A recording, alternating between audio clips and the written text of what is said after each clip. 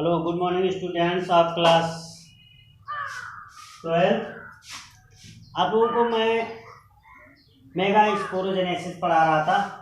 तो चलिए हम बात करते हैं मेगा जो है स्पोरोजेनेसिस में फीमेल गैमेटोफाइट्स का, या आप कह सकते हैं एम्ब्रियोज का, है ना। जैसे कि हम लोग अगले अपने प्रीवियस टॉपिक में पढ़ चुके हैं, एमएमसी जो होता है यानी micro megaspore mother cell, इसमें माइटोसिस डिवीजन होता है। माइटोसिस डिवीजन होने के बाद होता यह है कि मेगा स्पोर्स का फॉर्मेशन होता है। इस 4 मेगा स्पोर्स में क्या होता है कि जो 3 होते हैं 3 बिकम डीजनरेट्स, और जो 1 मेगा स्पोर होता है ये एम्ब्रियो साइट का फॉर्मेशन करता है।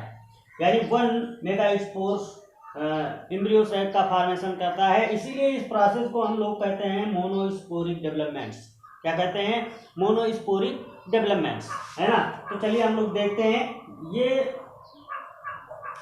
जो मोनोस्पोरिक डेवलपमेंट्स होता है ये किस तरह से एम्ब्रियो साइट का फॉर्मेशन करता है, इसको हम आज पढ़ेंगे आप लोग। देखिए होता यह है कि इसमें केवल 1 न्यूक्लियाई पाए जाते हैं, है ना। 1 न्यूक्लियाई पाए जाते हैं और ये अंडर ऑफ माइटोसिस डिवीजन कहाँ चले जाते हैं? Under of mitosis division. जब इसमें माइटोसिस डिवीजन होता है तो ये 2 सेलेड स्ट्रक्चर बन जाता है, 2 न्यूक्लिएटेड स्ट्रक्चर बन जाते हैं, है ना। क्या बन जाते हैं? 2 न्यूक्लिएटेड। और इसी तरह से इसमें फिर माइटोसिस डिवीजन होता है और इस तरह से ये एक सेल डिवाइड करता है, फिर 2 न्यूक्लियस का फॉर्मेशन हो जाता है। नेक्स्ट फिर इनमें माइटोसिस डिवीजन होता है, फिर ये क्या करते हैं 2 से 4 न्यूक्लियस बना लेते हैं, 2 से 4। आई होप आप लोग समझ पा रहे होंगे। इसमें दोनों में माइटोसिस होगा तो 2 और न्यूक्लियस का फॉर्मेशन होगा, है ना। और इस तरह से 2 न्यूक्लियस का मतलब इसमें दोनों न्यूक्लियस में डिवीजन होगा तो इस 2 न्यूक्लियस का और फॉर्मेशन होगा। इस प्रकार के डिवीजन को हम लोग फ्री न्यूक्लिएटेड डिवीजन कहते हैं, है ना। न्यूक्लिएटेड डिवीजन कहते हैं, है ना। देखिए 3 न्यूक्लिएटेड डिवीजन मीन्स क्या होता है, इस चीज को समझिएगा आप लोग।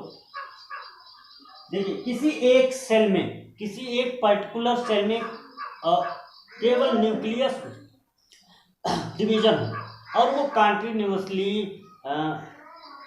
एक बार से अधिक हो, है ना, तो उसे हम 3 न्यूक्लिएटेड डिवीजन कहते हैं। तो यहाँ देखिए वही हुआ है, एक न्यूक्लियस था, उस न्यूक्लियस में डिवीजन हुआ, 2 न्यूक्लियस का फॉर्मेशन हो गया, फिर उसमें दोनों में डिवीजन हुआ, फिर 4 न्यूक्लियस का फॉर्मेशन हो गया। और नीचे भी वही हो रहा है कि एक न्यूक्लियस का फॉर्मेशन हुआ और एक न्यूक्लियस से फिर 2 न्यूक्लियस का फॉर्मेशन हुआ और 2 से 4 न्यूक्लियस का फॉर्मेशन हुआ। यानी एक सेल में कितने 1 2 3 4 और 4 इधर 4 4 8, है ना। 8 न्यूक्लियस का फॉर्मेशन हो जाता है। तो इस प्रकार के डिवीजन को हम लोग क्या कहते हैं? तो है 8 न्यूक्लिएटेड ये अभी सेल हो गया, है ना। तो इस प्रकार के डिवीजन को हम कहते हैं 3 न्यूक्लिएटेड डिवीजन, है ना। चलिए तो आगे हम बात करते हैं। जो देखिए 4 न्यूक्लिएटेड डिवीजन होता है, इसमें एक चीज समझने की बात है कि इस सेल में एम्ब्रियो साइट में कितने न्यूक्लियस हैं? 8 न्यूक्लियस, है ना। 8 न्यूक्लियस है ना। 8 न्यूक्लियस किस किस प्रकार के सेल का फॉर्मेशन करते हैं, इस चीज को हम लोग जानेंगे। देखिए सबसे पहले एनसीईआरटी में क्या किया है, इस फिगर को सीधा बनाया है लेकिन हमने समझने के लिए इसे उल्टा बना दिया है। आप लोग समझिएगा। देखिए जो इसमें से 4 न्यूक्लियस है, 4 न्यूक्लियस ये केवल 3 सेल का फॉर्मेशन करते हैं। क्या? सिनर्जिक सेल का फॉर्मेशन करते हैं, 2 सिनर्जिक सेल का फॉर्मेशन करते हैं। नेक्स्ट तीसरा एग सेल का फॉर्मेशन करते हैं, है ना। किसका? एग सेल का। यानी ये 3 न्यूक्लियस, ऊपर के 3 न्यूक्लियस मिलके 3 प्रकार के यानी 2 प्रकार के सेल का फॉर्मेशन करते हैं। 2 सिनर्जिक सेल का फॉर्मेशन करते हैं और एक एग सेल का फॉर्मेशन करते हैं। देखिए ये दोनों मिलकर क्या करते हैं? यग ऑपरेटर का काम करते हैं, यग ऑपरेटर्स का काम करते हैं। नेक्स्ट दूसरे एंड पे देखिए ये हो गया क्या? माइक्रोपाइलर एंड, और दूसरा एंड है चलाजल एंड, है ना। चलाजल एंड में 3 एंटीपोडल सेल का फॉर्मेशन होता है, 3 एंटीपोडल सेल का फॉर्मेशन होता है ना। तो ये देखिए कितने न्यूक्लियस का इन्वॉल्वेशन हो गया, 3 इधर हो गया और 3 इधर हो गया, है ना। बाकी कितने बचे, 2, है ना। 6 हो गए और बचे कितने, 2, है ना। तो देखिए 2 इन क्या नाम है, पोलर न्यूक्लियाई बनाने का काम करते हैं। ये पोलर न्यूक्लियस होते हैं जो एक ही सेल में 2 न्यूक्लियाई पाए जाते हैं, है ना। एक सेल में 2 न्यूक्लियाई पाए जाते हैं। अब आप लोग बात करेंगे सर इसमें सेल वॉल नहीं दिख रहा है कहीं, मान लीजिए एम्ब्रियो साइज में सारी चीज बन गए, सिनर्जिस्ट बन गया, एक्सेल बन गया, है ना। उसके बाद में पोलर न्यूक्लियाई बन गया, उसके एंटीपोडल सेल बन गए, है ना। तो जो है एंटीपोडल सेल बन गए। अब सेल वॉल कहाँ है, तो देखते हैं हम लोग सेल वॉल कहाँ है। सेल वॉल देखते हैं, ये रीजन,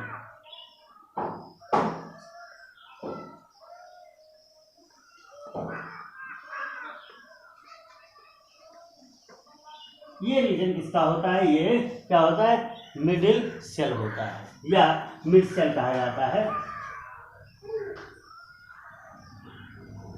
मिडिल सेल, या आप कह सकते हैं सेंट्रल सेल, सेंट्रल सेल होता है। और ये सेल वॉल का फॉर्मेशन करता है। तो देखिए आप लोग इसके संरचना के बारे में समझ गए होंगे कि किस प्रकार ये संरचना बनता है। एक क्वेश्चन और आता है, वेरी मोस्ट इंपॉर्टेंट क्वेश्चन है, क्या है कि एक एम्ब्रियोसाइट में कितने न्यूक्लियस होते हैं और कितने सेल होते हैं, है ना।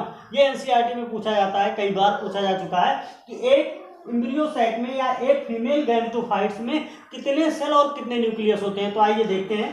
देखिए 8 न्यूक्लियस है, 8 न्यूक्लियस है, इसमें सेल का हम देखते हैं सिनर्जिड्स कितने हैं, सिनर्जिड्स या एक सेल मिला के देखिए जाए, सिनर्जिड्स जो होता है सिनर्जिड कितने हैं, 2 हैं, 1 1 2 2, है ना। उसके बाद में दूसरा है एक सेल, एक सेल कितने हैं, 1 है ना।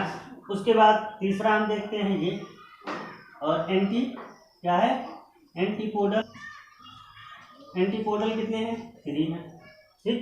और उसके बाद में क्या है, पोलर, यानी आप कह सकते हैं पोलर न्यूक्लियाई। तो पोलर सेल होता है, क्या, पोलर सेल, ये कितने हैं, केवल 1 है। ये क्या होता है, केवल 1 सेल होता है, और एक सेल में 2 न्यूक्लियस होते हैं, एक सेल में 2 न्यूक्लियस होते हैं। तो 2 और 1 3 3 3 6 7, यानी हम कह सकते हैं एक एम्ब्रियोसाइट में कितने सेल होते हैं, 7 कंप्लीट सेल होते हैं। कितने, 7 सेल होते हैं। और न्यूक्लियस कितना होता है, 8 न्यूक्लियस होता है, 8 न्यूक्लियस होता है। यानी जो इसमें पोलर सेल है, पोलर सेल में क्या होता है, 2 न्यूक्लियाई पाए जाते हैं। यानी एक एम्ब्रियोसाइट कितने, 8 न्यूक्लियस होता है, और कितने, 8 न्यूक्लियस और 7 सेल पाए जाते हैं। सो आप लोग के समझ में आया होगा, और सो थैंक यू। मैं अपने नेक्स्ट लेक्चर में आप लोगों को फिलीफॉर्म ऑपरेटर्स के बारे में भी बताएंगे कि कैसे एनर्जी प्रोवाइड्स करता है, या समझ लीजिए आप इस तरह से कि पूरी तरह से अब ये तैयार है किसके लिए, पॉलिनेशन के लिए, फर्टिलाइजेशन के लिए, है ना। तो फर्टिलाइजेशन कैसे होता है अपने नेक्स्ट वीडियो में हम आप लोगों को बताएंगे। So thank you, wish you well.